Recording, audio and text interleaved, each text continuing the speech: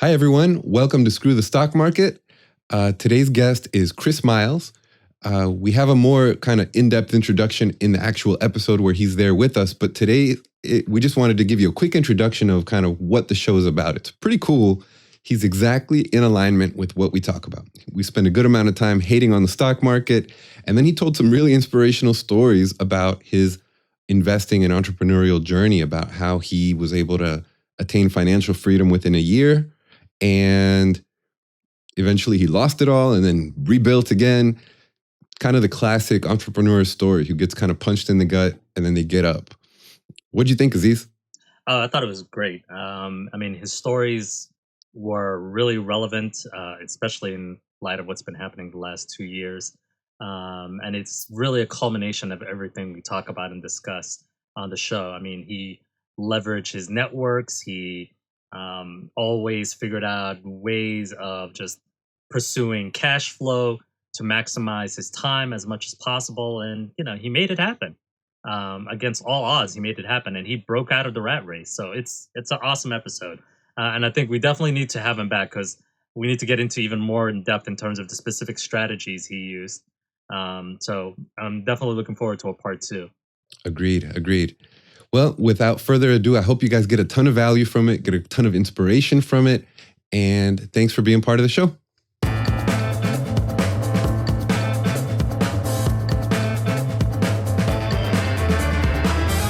Hey there, thank you so much for tuning into the show. It means so much to me and Aziz that you are actually listening, that there's people really listening to the show. We're having fun with it, and we hope that you're getting a lot of value too. Education is just one of the first steps that anyone should take when they're on a journey towards financial freedom or personal development. And so it's great, you're doing the right things. I want to suggest a second step that you might want to consider if a lot of the things that we're talking about on the show are resonating with you. Consider visiting our website, legatoinvest.com/invest. And there's a button where you can click to gain access to our opportunities. And what will happen is you'll schedule a call with us. We'll talk, we'll get on a Zoom, and we'll get to know your investment experience. We'll get to know you. We'll learn about your objectives. And then if it's a good fit, we'll actually start to present you with real investment opportunities from time to time. And you'll be in the driver's seat where you can say, no, I don't like that one. And yes, I do like that one. And those real decisions, that means that you're actually in the game towards your financial freedom. So consider visiting legatoinvest.com/invest. Again, that's LEGADO invest.com/invest. Hello, everyone, and welcome to Screw the Stock Market. This is the show where we talk about alternative assets, investing, and putting our money to work outside of the stock market, always with the aim of taking control of our lives and our finances and our futures. So today we're talking to Chris Miles, and we're really excited to have him on the show, very much in line with what we're talking about here today. Chris Miles is the cash flow expert and anti-financial advisor. He's a leading authority teaching entrepreneurs and professionals how to get their money working for them today. That's something we can all get behind. We all want that. Chris has used his knowledge not once, but twice to become financially independent. There's a story there where his passive income exceeded his expenses. Not to mention he paid off his $1 million debt after the last recession without filing for bankruptcy. I'm so excited to get into this. He's been featured in U.S. News, CNN Money, Entrepreneurs on Fire, Bigger Pockets, and has a proven reputation with his company, Money Ripples, of getting clients fast financial results.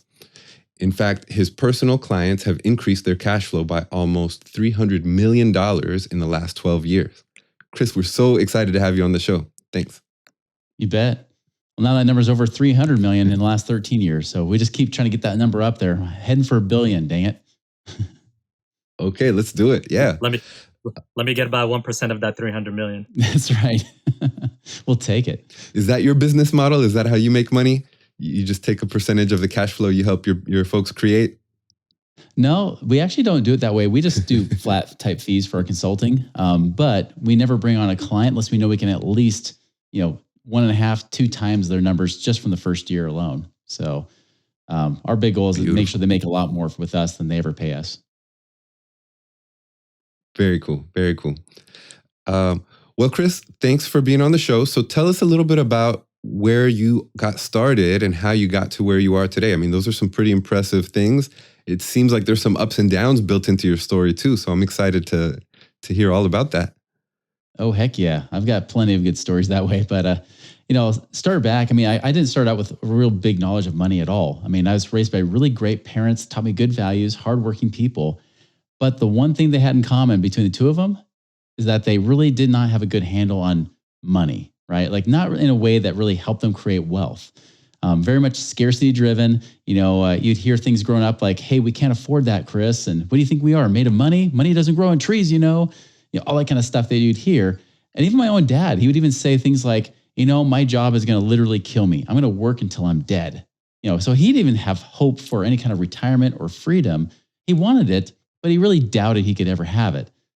And so it became my mission, like any other kid, to do the opposite of their parents, right? To do something different, to kind of mark my own path. So of course, I was the first one that went to college.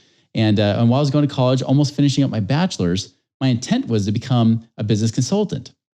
So I thought, well, if I'm going to do that, should I have real business experience, not just book smarts or have an MBA? Like that's not going to do me any good in the real world. So I dropped out of college with one class to go. It was supposed to be a 1-year sabbatical. Ended up staying dropped out the rest of the time. And the first business that came up that intrigued me was becoming a financial advisor, because it kind of hit two things. One was it was like being an entrepreneur, but two, I got to learn about money. And the thing that hit me was, if I could just give my dad a little bit of his life back and I can learn about money too, that would make it worthwhile, even if I didn't make a lot of money as a financial advisor. Well, flash forward a few years into that, my dad then calls me and says, Chris, I want you to help me with my money. So the tables have turned.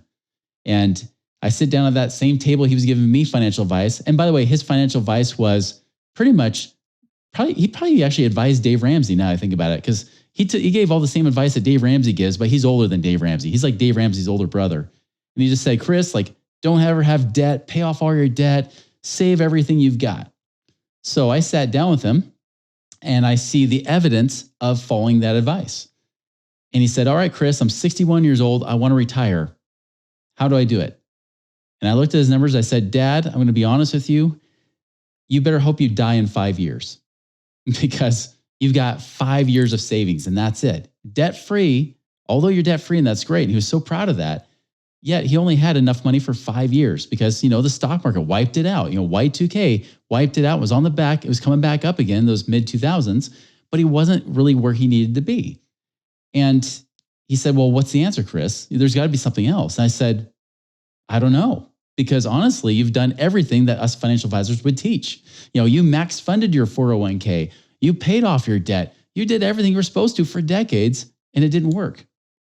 And it really frustrated me. And I remember thinking of my other clients, even ones that were retired, like retired doctors, and they still worried about running out of money. They knew that if they lived too long, they wouldn't have enough. And if it weren't for Social Security, they would definitely be broke. And then I started looking at other financial advisors, because I had a friend who's a real estate investor.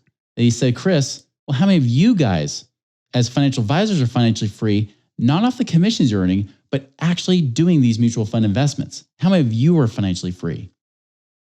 And I'm the kind of guy that likes evidence. And I started thinking of all the financial advisors I knew, hundreds of them. And I thought about guys that had been working there since the late 1970s, yet could not retire. And that's when I realized this is a bunch of crap. This doesn't work. It's proven. Like, if it doesn't work for financial advisors, why would it work for our clients too? And so I had a choice. I either had to keep going down the path and put blinders on, like some of my friends in the industry do, which they say, hey, Chris, I would like to leave the industry. I would actually like to retire, but I can't because I have these golden handcuffs. I'm making $500,000 a year or $3 million a year on assets under management. If I quit, I don't get those commissions anymore. And so I chose either that path, put the blinders on and keep getting paid, or quit and keep my integrity intact. And so I chose the latter.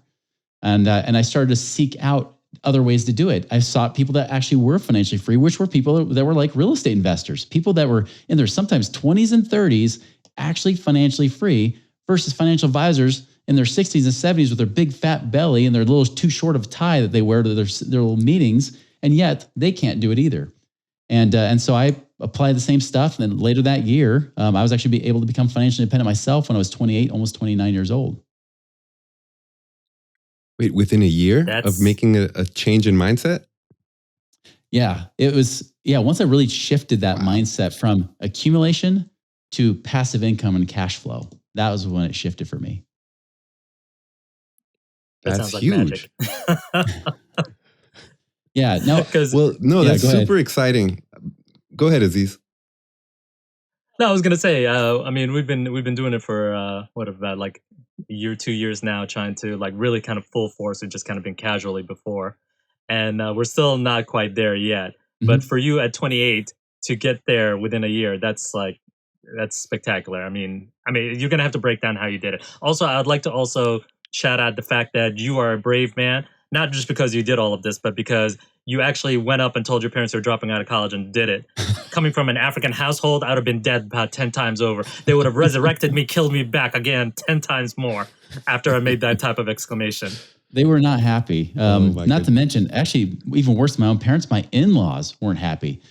Even after I became financially independent, I can't tell you how many times that my in-laws said, "Don't you think you should go back and get your bachelor's in sociology again?"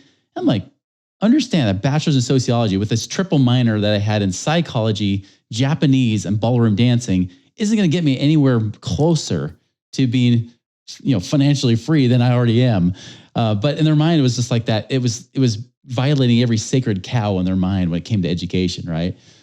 Funny they were college educated, but they weren't out of the rat race either. So there you go.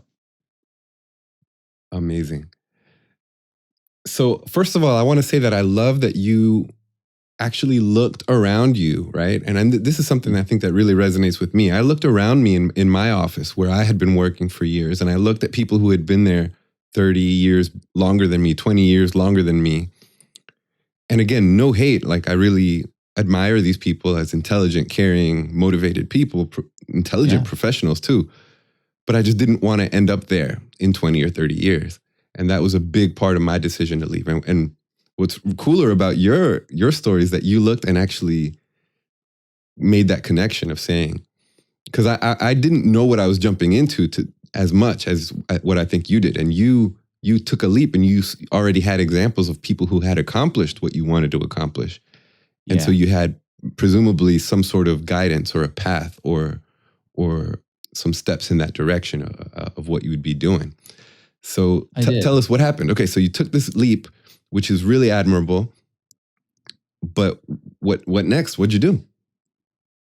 Yeah, you're right. It did take me a few months to make the leap too. I mean, I tried to make it work, but I really couldn't. And it did help that I saw people that actually had done it. If I hadn't seen that, I would have questioned, and I probably would have been lost. I would probably have just been a mortgage broker, which is what I was doing. So here's what happened. Here, let me break it down because it was, in my mind, simpler for me, and in some ways, almost accidental how I did it the first time. Because I knew it was all about income, passive income, right? Cash flow is really what gets you to be free. It doesn't matter how much you save, because in the financial advisor world, you're taught, trained, and educated to tell people, get this huge nest egg, and then you live on less than the interest. They talk about, it used to be the 4% rule, but that's been disproven like a long time ago.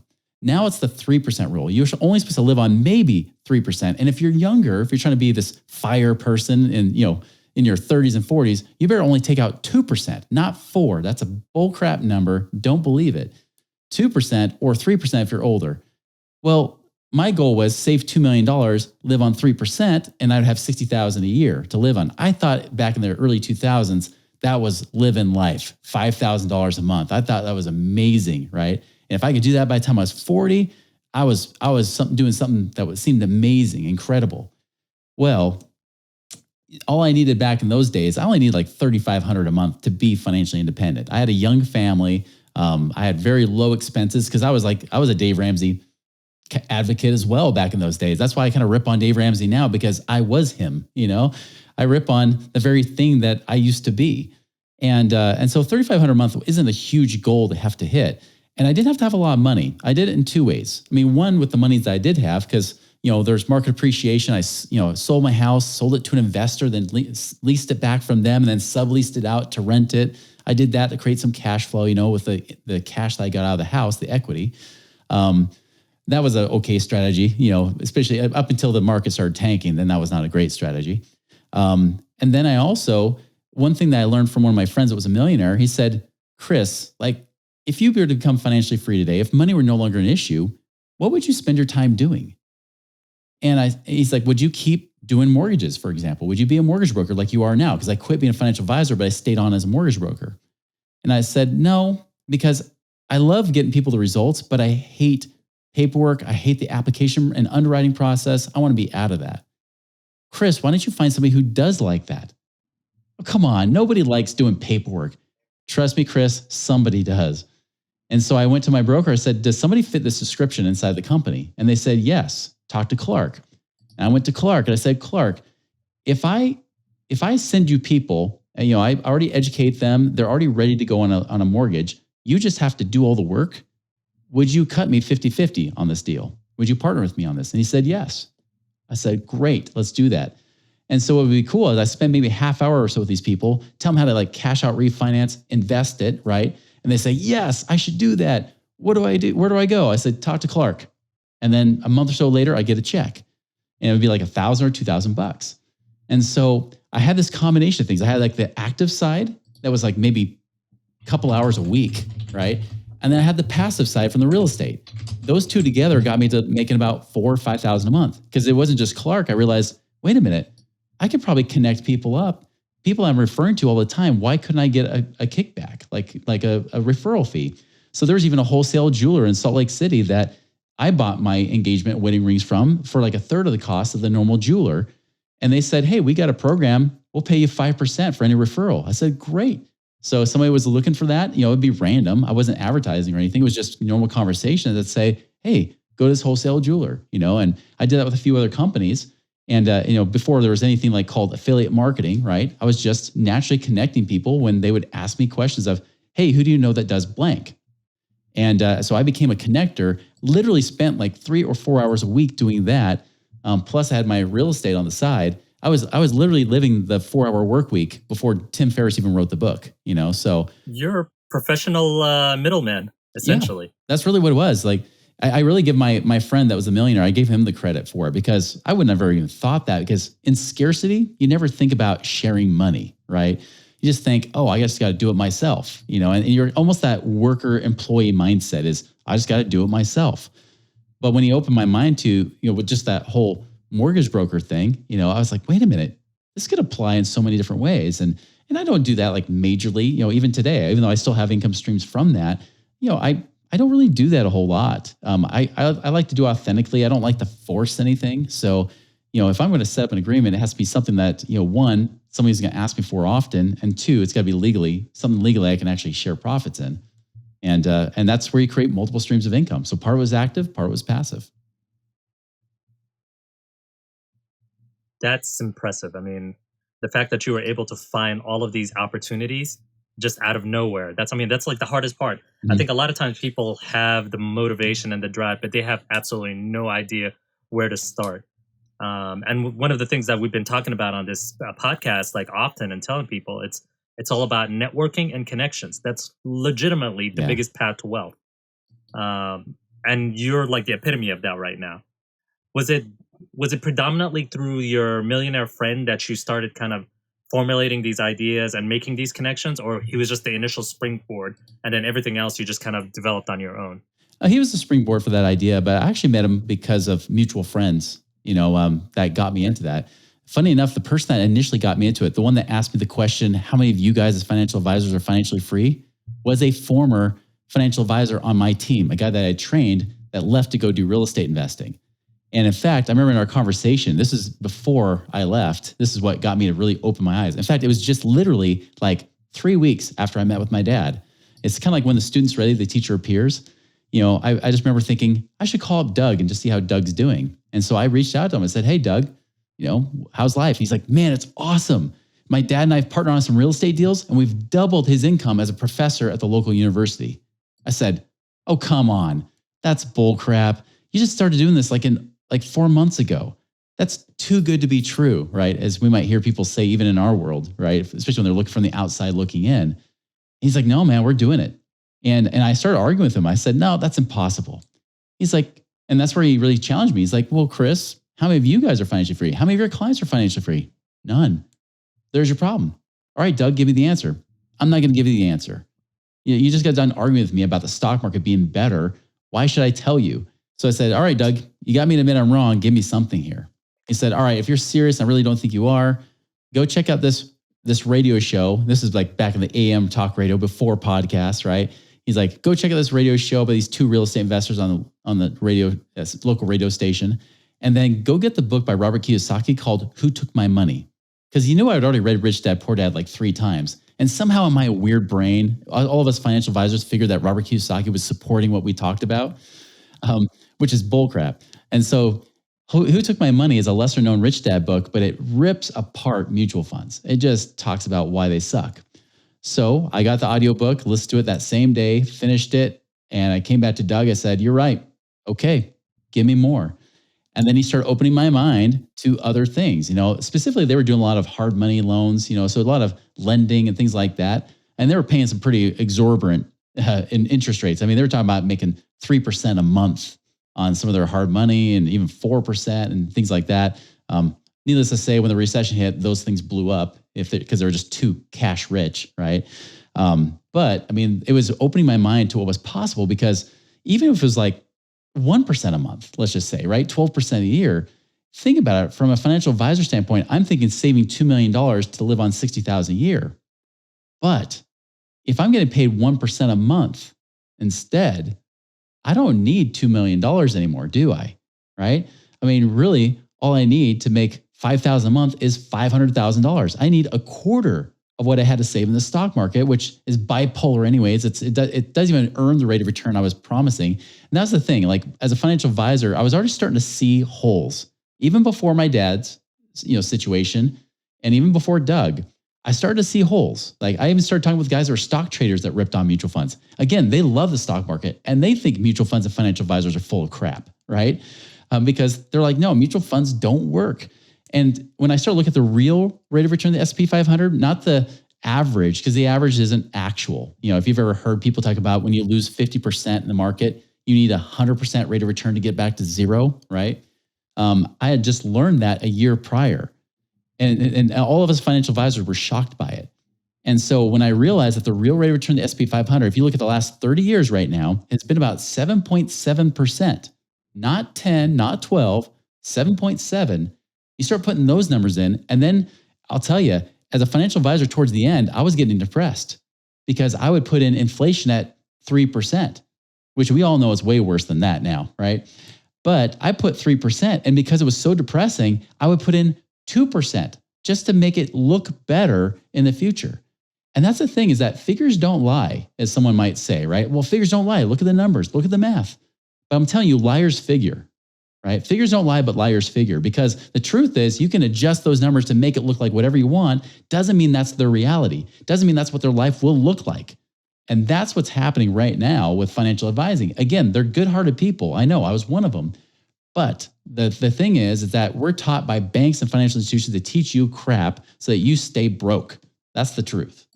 So that's why I had to leave. When I sort of realized that, I was like, well, I have a 0% chance of success saving the stock market. Heck, I even did a podcast on my show. I have a Money Ripples podcast show that I do. And last fall, I did one called The Case Against Mutual Funds, right? Like a court case almost, reenacting it, saying, well, there should be evidence and there should be witnesses. So I pull up an article. I was just searching around on Google, like, where's some success stories of people saving in their retirement accounts? I was like, let's see if somebody ever made $2 million, saved $2 million in retirement accounts. Found an article that said that, even though it was really between $1.5 million on average for those 4 case studies. All of them were much older. They were retired. 3 of the 4 were still worried about running out of money. The 4th guy, he was 84 years old, thought he was going to die in the next couple of years, so he wasn't too worried. But the rest of them were still worried they'd run out of money because of inflation and rising costs. So even the best success stories in mutual funds. Oh, and here's the other byproduct. Many of them didn't make all their money in the market. A lot of it were like extra, like inheritances that they received, or maybe they sold real estate that then they put into the stock market, but it wasn't actually from the stock market itself. Those people never retired. And that's what really got me to say, this is a bunch of bull. I'm really just a salesman in a suit. I have to quit. Now, I will say, just to play devil's advocate, for those who don't do anything at all, Mhm. investing in the stock market is still better than nothing. Yeah, of course. Because at least something is better than nothing, because it will give you somewhat of a return.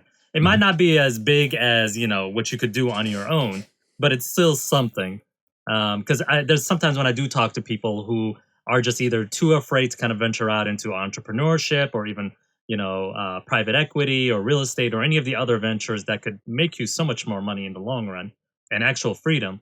Um, I tell them, okay, if all of this scares you, and even after I've told you everything and all the positives about why this is a better alternative, you still don't want to do it, then stock Do market might be something. for you then. Yeah. Yeah, do something. And Alex and I both know, like for example, one individual who's still relatively young, she's in her 30s. She did the fire method, Mhm. but it was unique circumstances. Her job kind of subsidized her life for a few years. So she wasn't really paying too much. She was able to bank Mhm. everything and put it all straight into the market. It was that perfect storm period after the 2008 recession, when everything was just on fire for 10 years. So it was like the ideal situation. So Yeah. she's a millionaire, low key millionaire, but not like, retired for life millionaire. Um, but again, she still has to think about and worry about future and money. Yeah. Well, that's why, like for her situation, she's not really fired unless she can live on 2%, right? And maybe she is. Yeah. But the question is, after the market lost 20% in 2022, where are you at now? What if we lose another 20% this year? I don't think the stock market's done going down. Like it's the S&P 500 to get back to where it should be in the right value is about 2,000. But currently we're about 4,000. We're double. We're more than double where the actual valuation should be for the S&P 500 right now. And this is based on my own previous financial advisor plus my stock investing, because I used to do stock investing and coaching and things like that. I mean, based on that analysis, like we're way overvalued in the stock market. There's a big bubble in there. And people think, oh, we're through the worst of it. We're fine now. No, we're not. Like it's just getting warmed up. We haven't got to the point where the stock market will hit a bottom when everybody says the stock market sucks. When everybody says you should get out, that's the time that maybe you should get in. But we're not even there yet. We haven't even got to the whole depression, anxiety, massive anxiety or anything like that phase, or fear, or even anger. When people are angry about the stock market and they all hate it, that's the time when the market actually starts coming back up again. So we're mid-cycle on a down cycle, on a bear market. You got to be warned of that. You got to stay away. It's not done yet. Very interesting. I think it's kind of funny because we started this show at the end of 2021. And, we picked the name, Screw the Stock Market. And like mid 2022, I think we were feeling like, wow, like, okay, as the stock market tanks, maybe our show is gonna take this meteoric rise, just as people start to feel that anger and that kind of thing. But who knows what'll happen? But definitely, we appreciate your thoughts there. And I guess to be fair, I think I'm sure you'll agree that you don't hope that happens, right? Because it's people's lives on the line too, But at the end of the day, I mean, for me, one of the big problems I've always had is that disconnect between the productivity of a company and the value that it's placed at, right? And so much of this comes back to celebrity or hype or news articles or news clips and stuff like that. And it's just this emotional roller coaster. And I don't want my net worth or my future to depend on that volatility. And that's kind of my big thing about why. You can never have financial freedom where there's fear, right? Where there's fear and scarcity, you can never truly be free. Because freedom is not so much about what you can calculate on a calculator. Our lives are never meant to be put in a calculator. Really, financial freedom is an emotional thing. And you need to have that stability. And you're right. Like, I'm not hoping people lose a lot of money because you've already lost some if you're in the market, right? The good news is, if you look at it from a long-term perspective, you're still better off than you were in 2020. Like, you should still have more money than you had then. I'm really being blunt because I know where the market cycle is. I know we're still mid-cycle in a down cycle. It's not even close to being done yet. And as a result, I want you to take action. If anything, protect it. I mean, heck, you can still keep your money in your crappy 401k at work that doesn't really give you a 100% or 50% rate of return. And I have a whole other episode on that topic alone. But even then, you could keep it there, but you can at least put it somewhere safe. And again, we're not giving investment recommendations, but you could put it in plain old cash, right? Still keeping the 401k, but at least weather it or keep it safe from stock market volatility while you're learning and educating yourself and deciding what to do with that money. Because I'll tell you, I mean, I have one client, he's 60 years old, retired colonel from California. He actually timed the market perfectly. He got out before Y2K hit. He moved his money away and then put it back in again at the bottom, got out before the last recession. And even after max funding his 401k, he had $1 million. And of course, that 3%, because he's older, right? 3%, he said, Chris, I can't live on $30,000 a year in California. I'm a broke millionaire. Think about it. He's $1 million living on $30,000 a year. That's a broke millionaire. He said, I can't do that. Even with my Army pension, that's just not good enough. And so we said, well, let's move into alternative investments, assets that actually hold real tangible value, real estate, for example, right? And so he did. He started getting into some syndications. He got into some funds. He even got some oil and gas type of syndications that we have too, where it's real estate based, where you get paid on the rent of the real estate and you get royalties. So he started doing all those things. His now $30,000, well, before you get taxed, and it's less than $30,000, right? From his IRAs now are paying him about $11,000 a month. So he is now financially independent in retirement. Now he just works for fun because he just wants something to do with his time, right? Just do something part-time. And he's got more than enough to take care of his needs. And it's really, he's living on like more than quadruple the income that he was supposed to live on in the first place. So that's the important thing, is that we want you, this is why I keep telling you, I've been on the other side as a financial advisor. I've been there before. I know it's like, heck, I've even been over $1 million in debt and come back out of that too. I know that this is the path towards freedom, is that you want to be in good, solid investments that pay you regular, stable, predictable cash flow. I love it. I want to revisit a few things. First, you were mentioning earlier just pulling out your money to kind of protect it from the market. Now, if you're pulling it out in just straight cash, you're still, suffering from inflation, and you are still losing money just to inflation alone. Mm-hmm. So probably more realistically is like put it in a high yield saving account until you find some good alternative investments to put it into. Good. At least I'm assuming that's what you meant in that regards. Well, and even if you put it in cash, 0% is not the worst you can do. Negative 100 well, with inflation could be the worst thing. So even if you only got 0 while everybody else lost 20 in the last year, which is what happened, you're still ahead of the game. And then if you do move into somewhere else with alternative investments and you're making cash flow off that, you're now making 20% more than the person who now decides to finally pull their money out of the market. Right. That's true. And then my second point that I also wanted to follow back on is you talked about how you became financially independent twice. Mm-hmm. So you set up earlier the story of how you achieved your first financial independence, just hustling and just somehow figuring out how to become a middleman. What happened that led from that to you needing to become financially independent a second time? Things seemed like they were going well. Yeah. The way to do it twice is to screw up. Which I don't recommend. So I like you to get financially independent once and that's it. But a lot of valuable lessons came from that. So to let you know, like 2007, I came out of retirement because everybody kept asking me, how'd you do it? Right. Well, I partnered up with a guy. If you ever heard of the book, Killing Sacred Cows by a guy named Garrett Gunderson, it's a pretty popular, kind of a rich dad, poor dad like book. That guy and I, we partnered together and we created a company to help people get out of the rat race. Well, 2007, as you know, that's when the recession was starting, was a horrible time for real estate. Most of the people we were teaching were real estate investors that were primarily flippers, right? So they were flipping properties. They were getting hosed even by mid-2007 when the banks were really starting to tighten things up. Not to mention, Garrett had told me, he said, Chris, I know you're doing these other things to create multiple streams of income. I want you to just be focused here. So cut off your multiple streams of income. Stupid move, especially because if you're going to practice what you preach, why in the heck would I cut off the streams of income, which is what we're preaching to people, right? I just wasn't thinking. I was trying to be a team player. So this perfect storm hit because 1, I cut off streams of income.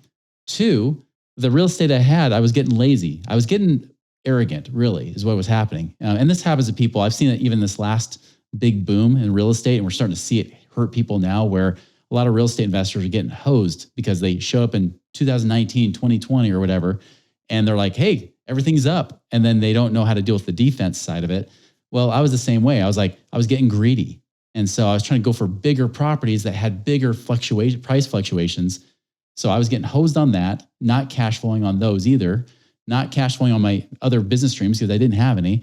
And our business was suffering. And we put a lot of money into that business. So I went from millionaire to upside down millionaire in about a year or so. I was in the hole about $16,000 a month. That was short. So I was making $5,000 or $6,000 a month, but my expenses between my business and personal were like $21,000, $22,000 a month. So I was sinking fast. So bad at the point that eventually I just turned in my Mercedes. I said, here, you guys are going to take it anyways, just take it. I remember the day when they auctioned off for $30,000 less, and they called me up saying, hey, we want to work out a deal with you to pay this off. Can you pay us $1,200 a month? And I said, do you realize my monthly payment was less than that? No. If I could afford that payment, I would have done it in the first place. My house got foreclosed on in 2009, right the week before my fourth child was born. That was a shocker right there. I had to pay the guy $2,000 to stay there for 2 more weeks. And really, I'm just stubborn. I should have gone bankrupt. It would have been way easier to dig out of that hole, but I'm just too dang stubborn. And something in the back of my mind just said, Chris, if you can dig out of this hole eventually and become financially independent again, then you could prove to people this wasn't just a fluke, right? Like there's something more here. And I said, heck, I was even praying to God. I was like, listen, if anything, like if I can benefit at least one person's life from what I'm going through, that should be worth it. And so it was about 1.5 years, almost 2 years of hell, right? But coming out of it, 2009, going into 2010, funny enough, I stopped teaching people how to get out of the rat race in 2008 because I was in the rat race. I didn't want to teach something I wasn't doing. But I was teaching people how to get resourceful, how to find money. And then even on our website, we have like this Beyond Rice and Beans, 7 Secrets to Free Up Cash Today book that we have on there, which talks about the 7 main ways that not only did it work for me, but hundreds of our clients, because I started helping them find money. We ended up helping them free up like $35,000 a year in cash flow on average, without even doing anything on the passive investing side, just freeing up cash, saving money on taxes, paying down debt differently than what they've been taught, right? Ways that actually create more cash flow faster. Even just ways to move and leverage money, things like that. And we helped hundreds and hundreds of people do that very thing. So that, with the income coming in from that, helped dig me out of the hole. That and me just getting extra lean and mean. I cut off all expenses. Ironically, after we foreclosed on our house, it was only like 4 months later that all of a sudden money starts flooding back in. It was almost like it was meant to be. It was almost like I had to lose everything before I figured out that I had everything, if that makes sense. I had to lose everything to really understand where the real value was. Because before, when I was making a lot of money, I didn't have a lot of value in myself. I didn't value myself very much. I didn't think I was worth much. So I would put my stuff out in front of me to say, look at me, look at this house, this beautiful house, look at my awesome car. This is who I am. It was like Instagram before Instagram, right? It was like TikTok before TikTok. I was doing all that crap there, showing off my stuff. But inside, I felt valueless. But when you lose everything, you have to quickly find out what you're really worth. And that's what I had to do. And I started focusing on not just on my own value, but creating value for other people, because dollars follow value that you create. The more you try to create value for people, the more you try to serve and solve problems for them, the more money you make, because they naturally want to exchange money for that service or for that value you have to offer. That's what I was doing. I was just trying to figure out any way to serve people and solve problems for them in the best way I knew how. And it just worked great during the recession. And it's actually now led to the business I have today once I started getting myself out of the debt hole and then building savings to then passively invest. I stopped doing active investments after that point. I started more passively invest. Next thing you know, 2016, I'm out of the rat race myself. What do I start teaching? Hey, here's how you get out of the rat race. I start teaching it again because now I'm out of it. And I know that's kind of the Reader's Digest version. So many things happened there, but really that's the big thing I want you to walk away with, is that it always came back to the same principles that got me out in the first place, which was focusing on cash flow, making sure that you keep your expenses under control. You don't have to be cheap. You don't have to live on rice and beans, despite popular belief.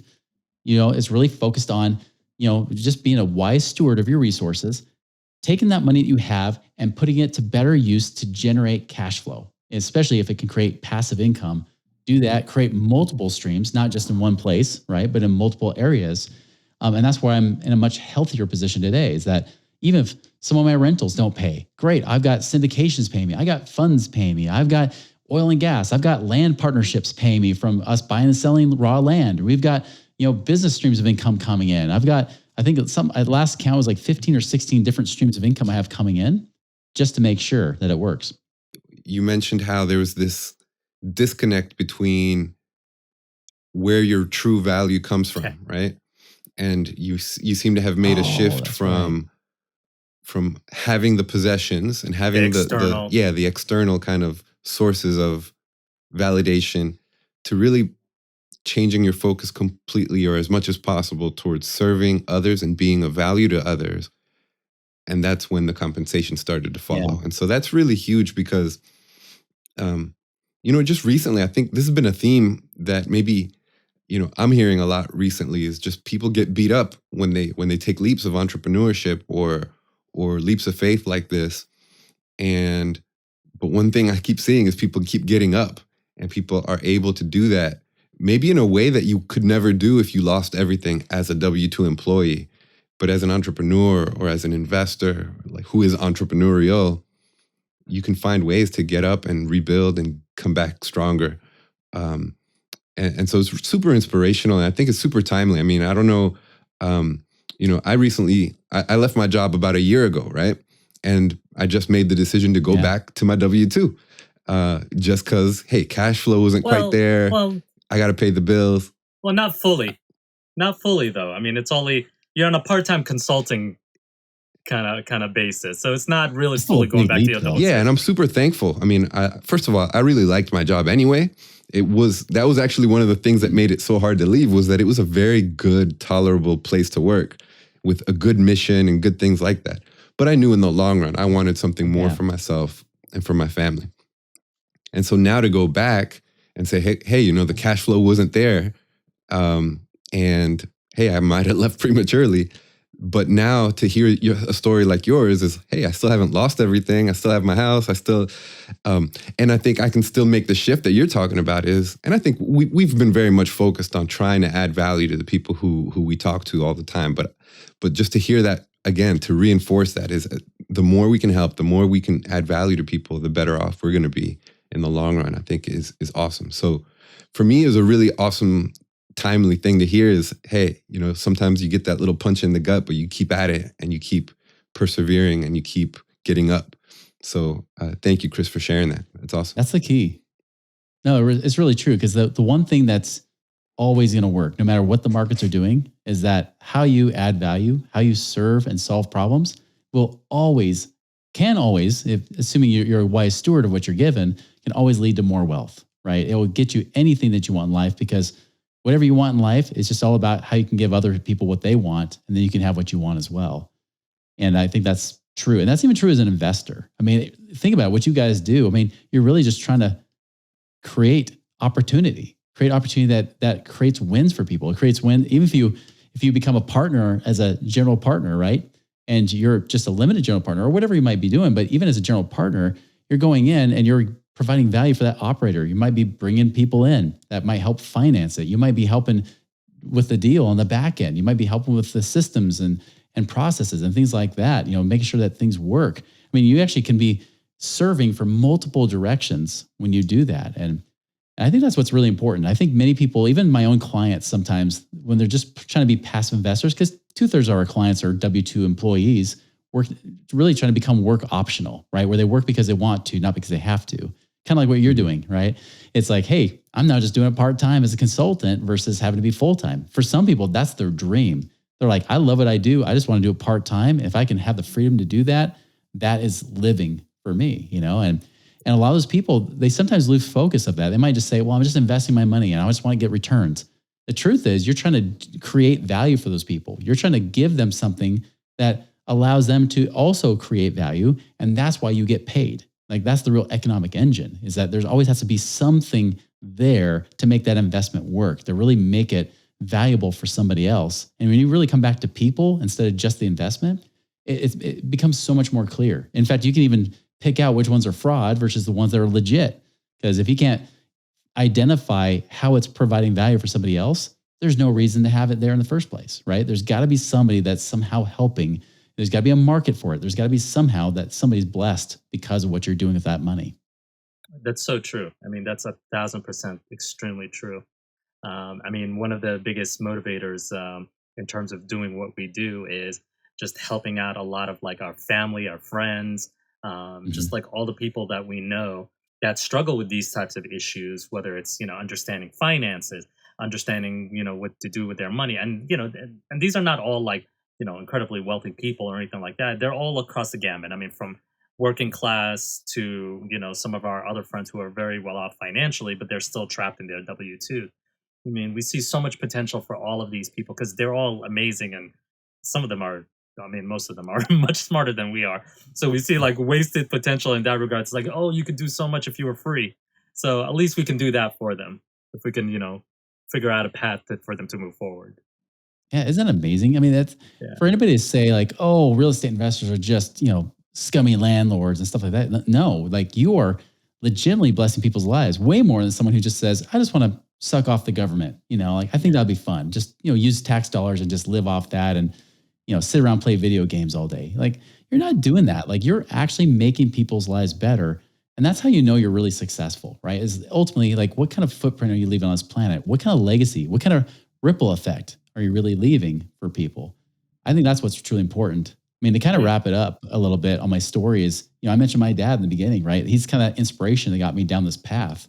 I was actually just talking to him the other day. The guy, I don't know how, by some miraculous medical miracle, he's still alive to this day, despite the fact that we thought he'd been gone a long time ago.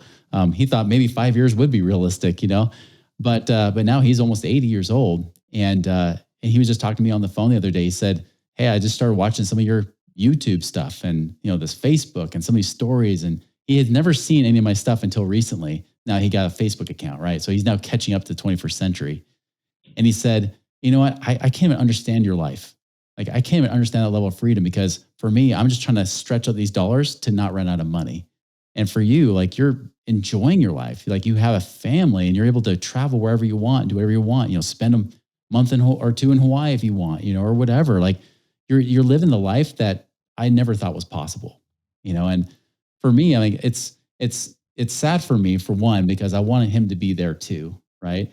But at least I know I'm creating a new legacy. And I think anybody listening right now, you should understand that it's not just about you, whether you have kids or not. I have 8 of them. But even if you don't have kids, you are creating a legacy. You are impacting people's lives around you. You need to make the best of it. How will you create a legacy starting with yourself, creating that freedom for yourself to create a legacy of freedom for others around you and those even beyond your time? Okay, those words were incredibly inspirational and beautiful. But I want to go back to the fact that you just said 8 kids and financial freedom with 8 kids. You are thriving, That's my so friend. beautiful. You are not just That's why it succeeding; took you're 10 thriving. years. It took a lot longer the second time around just because all those kids, right? Oh, that's Yeah. beautiful. I mean, I have friends with like 1 or 2 that are just like the kids are money pits, but 8. Whew, I love it. Yep. We count down the days as we get them all graduated one by one. Most of them are teenagers now. So it's a very interesting time. that's a My blessing. goodness, how beautiful. Congratulations. Thank you. That's remarkable. And again, Chris, thank you so much for being on the show. This has been really awesome, really timely, I think, for a lot of the things that we're dealing with right now, and inspirational, practical, just awesome stuff. Where do you think our audience can reach out and contact you to learn and connect with you and what you do? Yeah, best way you can do that is either one, go to our website, moneyripples.com. You can see all kinds of information that's on there. Or two, you can just look up our YouTube channel, Money Ripples. We got the Money Ripples channel there, as well as a podcast and everything. So be sure to check those out. Very exciting. Thank you so much. Awesome. Awesome.